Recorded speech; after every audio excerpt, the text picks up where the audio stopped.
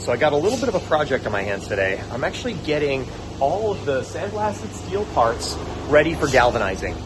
Galvanizing is when steel parts are dipped in a big vat of molten zinc, and it comes out with this kind of silvery finish that's highly rust resistant. So a part that's galvanized, it could last. I've seen parts that are galvanized on Land Rovers that still have no rust after 50 years. And it also looks great. So the contrast of the dull silver finish looks really great with the glossy paint and the rivets. Obviously, galvanizing is a huge part of our restorations. But not only do we galvanize the same parts that were galvanized from Land Rover, like the windshield frame and all the cappings, we actually take it one step beyond that and galvanize a lot of the parts underneath the vehicle.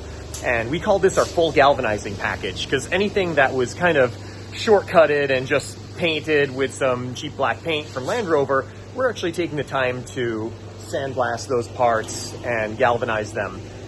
The other reason that this is so important on our builds is that anywhere where a steel part touches an aluminum part, you can have electrolytic corrosion.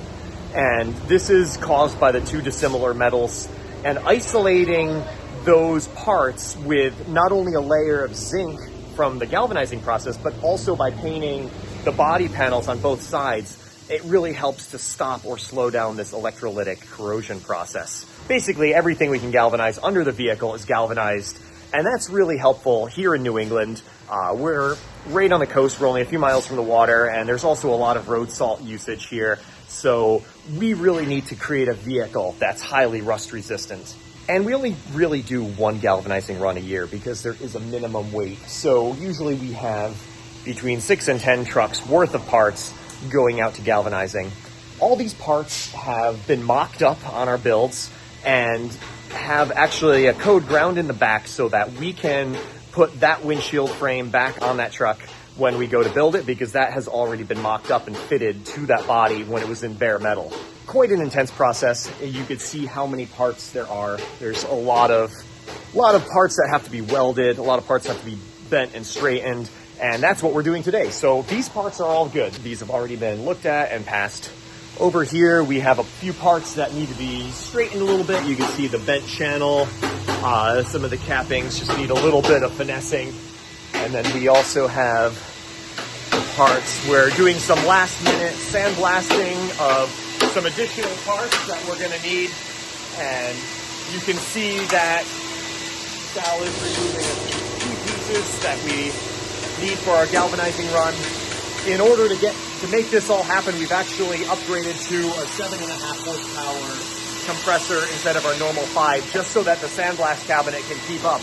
Because this year we happen to have a lot of parts that are going into Galvy, and we need to get as many of these parts down to bare metal as possible before they go. So the galvanizing will take place this week, and the turnaround is super quick. Usually we have the parts back next week. And that's a good thing, because we're actually going to be starting to build 2 vehicles that will be offered on our website for sale once the Galvy parts come back anyway.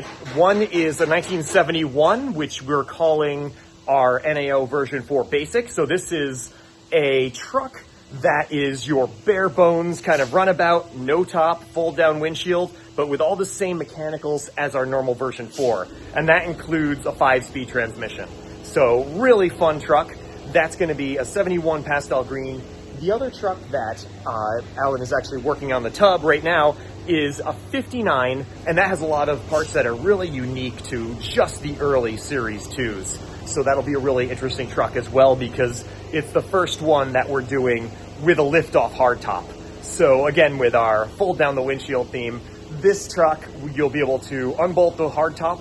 It'll have a cat flap in the back, so there won't be a swing away door. It'll be a lift gate. And 2 people can lift off the top, and then now you have a no-top truck. You could fold the windshield down and drive around town. So these trucks will both be ready for summer, and if you're interested, you can send us an email at northamericauoverland@gmail.com, and we could discuss these trucks in more detail, the spec sheet and the completion date and stuff like that. So I'm going to keep sorting out all of the steel parts and make sure that everything's 100% ready so they can go up and get dipped in some molten zinc.